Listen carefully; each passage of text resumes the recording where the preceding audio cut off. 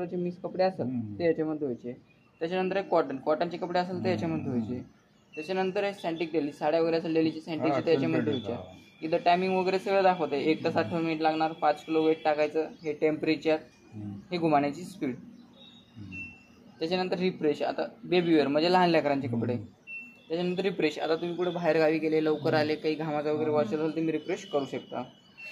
त्याच्यानंतर express wash, कमी खराब आणि कमी ड्रेस, 1 किंवा 2 ड्रेस असेल तर. हे बुलकी लहान लेकरांच्या अंगावरचे मोमो कपडे असतात. हे मिक्स डेलीमध्ये.